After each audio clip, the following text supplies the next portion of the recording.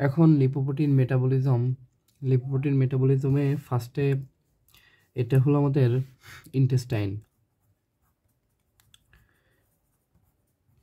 Intestinal lumen. এটা intestinal lumen. এখন যখন ফ্যাট কন্টেন্টগুলো ইন্টেস্টাইনাল লুমেনে আসবে,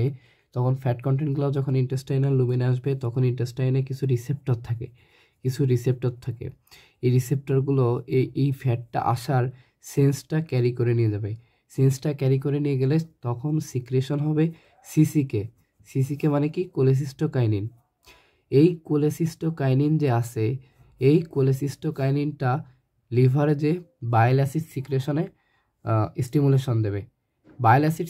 স্টিমুলেশন দেবে এবং গল ব্লাডার যেটা আছে ওইটাকে কন্ট্রাক্ট করার স্টিমুলেশন দেবে। বাইল যদি গল ব্লাডার কন্ট্রাক্ট করে, তাহলে যে ইন্টেস্টাইনাল যে লুমেন আছে, এই ইন্টেস্টাইনাল লুমেনে বাইল সেকেন্ড পার্ট অফ ডিউটোনামে কি সিক্রেশন হবে? বাইল সিক্রেশন হবে। এটা মেইনলি আইলিয়ামে থাকে রিসেপ্টরগুলা। মানে আমরা পড়ছিলাম ওই যে আমরা জানি যে ফার্স্টে মিউকোসা থাকে, সাব মিউকোসা থাকে, মাস্কুলারিস মিউকোসা থাকে। এখন ওখানে যে নিউরাল প্লেক্সাসগুলো থাকে, সেই প্লেক্সাসগুলাই মেইনলি এই সেন্সটা ক্যারি করে নিয়ে যায় এবং কোলেসিস্টোকাইনিন সিক্রেশন হয়। কোলেসিস্টোকাইনিন কি করে, এই এখানে যে কেমো রিসেপ্টর আছে, এই কেমো রিসেপ্টরের মাধ্যমে কোলেসিস্টোকাইনিন উদ্দীপনার মাধ্যমে কোলেসিস্টোকাইনিন রিলিজ হয়, সেটা গল ব্লাডার কন্ট্যাক্ট করে। এখন বাইল অ্যাসিড তারপরে কি হয়, বাইল অ্যাসিড সিক্রেশন হয়। বাইল অ্যাসিডের মধ্যে কি কি আছে? বাইল অ্যাসিডের মধ্যে বাইল সল্ট আছে, বাইল অ্যাসিডের মধ্যে বিলিরুবিন আছে, তারপরে বাইল অ্যাসিডের মধ্যে থাকবে ওয়াটার, বাইল অ্যাসিডের মধ্যে থাকবে ফসফোলিপিড অ্যান্ড বাইল অ্যাসিডের মধ্যে থাকবে অলসো কোলেস্টেরল। এইগুলা ক্ষরণ হবে ইন্টেস্টাইনে। আবার এখানে সিক্রেশন হচ্ছে কি, এখানে সিক্রেশন হচ্ছে প্যানক্রিয়াটিক লাইপেজ ইত্যাদি ইত্যাদি। এই সবগুলো আলটিমেটলি যে ফ্যাটটা আছে, ওই ফ্যাটটাকে ভেঙে কিতে রূপান্তর করবে? মোনোঅ্যাসাইল গ্লিসারল, তারপরে রূপান্তরিত করবে ফ্রি ফ্যাটি অ্যাসিডে। Monoacyl glycerol, free fatty acid, তারপরে হলো এর মধ্যে থাকবে বাইল অ্যাসিড থাকবে, তারপরে এর মধ্যে থাকবে হলো ভিটামিন এ ডি ই কে, যে ফ্যাট সলিউবল ভিটামিন। এই ফ্যাট সলিউবল ভিটামিন এইগুলা কার মাধ্যমে বাউন্ড হবে? মাইসেলির মাধ্যমে বাউন্ড হয়ে ইন্টেস্টাইন থেকে সেটা এন্টেরোসাইটে যাওয়ার পরে আবার যে আমাদের যে মোনোঅ্যাসাইল গ্লিসারলটা এইখানে আবার ফ্যাটি অ্যাসিডের সাথে যুক্ত হয়ে সে আবার টিএজি ফর্ম করবে। আবার এখানে যে কোলেস্টেরলটা আছে, এই কোলেস্টেরল এস্টারে রূপান্তরিত হবে ফসফোলিপিডটা। আলটিমেটলি এইখানে যে কন্টেন্টগুলো আছে সেগুলো আবার টিএজিতে রূপান্তরিত হবে, সেগুলো আবার টিএজি, তারপরে কোলেস্টেরল এস্টার ইত্যাদিতে রূপান্তরিত হবে। এই যে রূপান্তরিত হওয়ার পরে এইখানে যে ApoB48 নামক ভদ্রলোক বসে আছে, এই ApoB48 এই টোটাল টিএজি, কোলেস্টেরল এস্টার, এই টোটালটাকে কি করবে? এই টোটাল করে তাকে সারাউন্ড করে এন্টেরোসাইট থেকে কোথায় আনবে? এন্টেরোসাইট থেকে এই টোটালটাকে আমাদের আনবে ল্যাকটিয়েল থেকে যাবে থোরাসিক ডাক্ট থেকে যাবে ক্যাপিলারি। তাহলে এইখান থেকে এই যে কাইলোমাইক্রন থেকে, এখান থেকে আমাদের শুরু হবে কাইলোমাইক্রন মেটাবলিজম। তাহলে কাইলোমাইক্রনে যদি কথাবার্তা বলতে চাই, তাহলে লিখি আমরা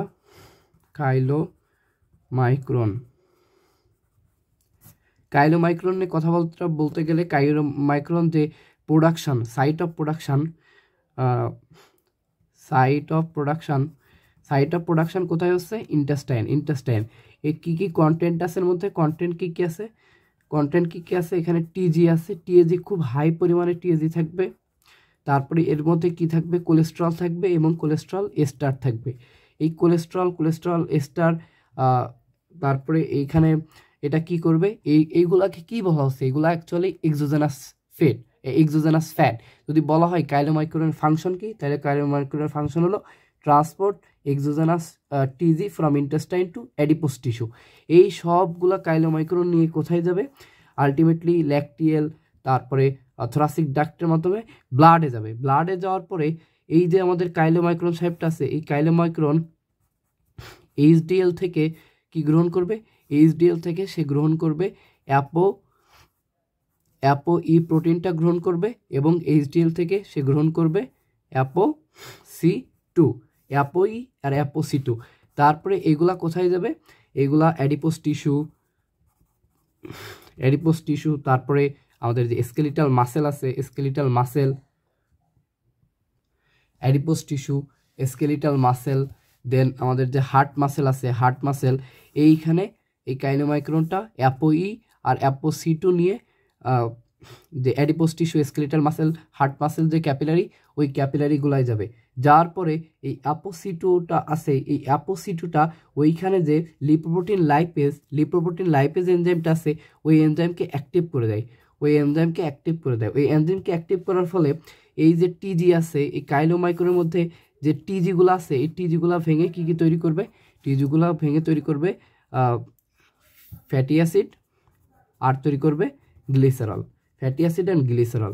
এই ফ্যাটি অ্যাসিডগুলো যদি অ্যাডিপোস টিস্যু হয়, তাহলে অ্যাডিপোস টিস্যুতে আবার এই ফ্যাটি অ্যাসিড গ্লিসারলগুলো যে কী করবে, অ্যাডিপোস টিস্যুতে ফ্যাটি অ্যাসিড গ্লিসারলগুলো যে টিজিতে কনভার্ট করবে এবং টিজি ওখানে স্টোর হবে।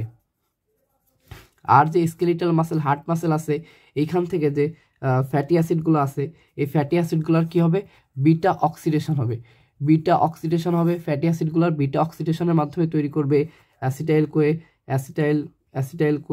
এই অ্যাসিটাইল কোয়ে আবার ক্রেবস চক্রে টিসিএস সাইকেলে যাবে, তারপর আলটিমেটলি ইলেকট্রন ট্রান্সপোর্ট চেইনে যাবে এবং এটিপি ফর্ম করবে। এখন এই যে অ্যাপো-C2, এই অ্যাপো-C2 যেটা ছিল এই অ্যাপো-C2টা আবার কোথায়, এইচডিএলে ব্যাক করবে। কখন ব্যাক করবে, যখন সে লিপোপ্রোটিন লাইপেজকে অ্যাক্টিভেট করে দেবে, তারপরে সে আবার এইচডিএলে ব্যাক করবে। এটা কি হলো, এটা হলো পাথওয়ে। ফার্স্টে ইন্টেস্টাইন, তারপরে ল্যাকটিয়েল, ব্লাড, ক্যাপিলারিতে এই ঘটনাগুলো ঘটলো।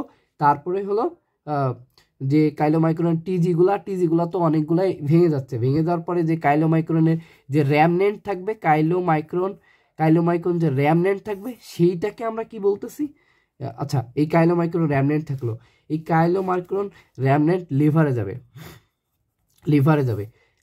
যাওয়ার পরে ওই লিভারে এলডিএল রিসেপ্টর আছে। এই এলডিএল রিসেপ্টর অ্যাপো-ইটাকে, যে অ্যাপো-ই ছিল, এই কাইলোমাইক্রন র্যামনেন্ট, এই কাইলোমাইক্রন র্যামনেন্ট লিভারে যাওয়ার পরে যে এলডিএল রিসেপ্টর নামক একটা রিসেপ্টর আছে, অ্যাপো-ইটা যেটা হলো এইচডিএল থেকে আসছিল, অ্যাপো-ইটা দিয়ে চিনতে পারবে।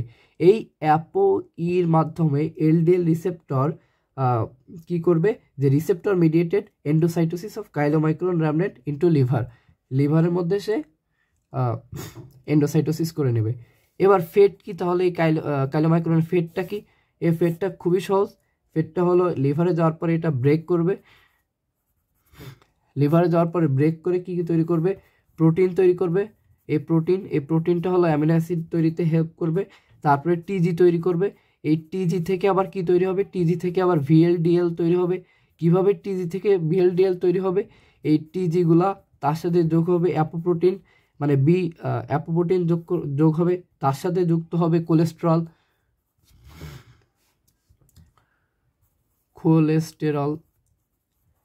এই টোটালটা মিলে তৈরি করবে ভিএলডিএল।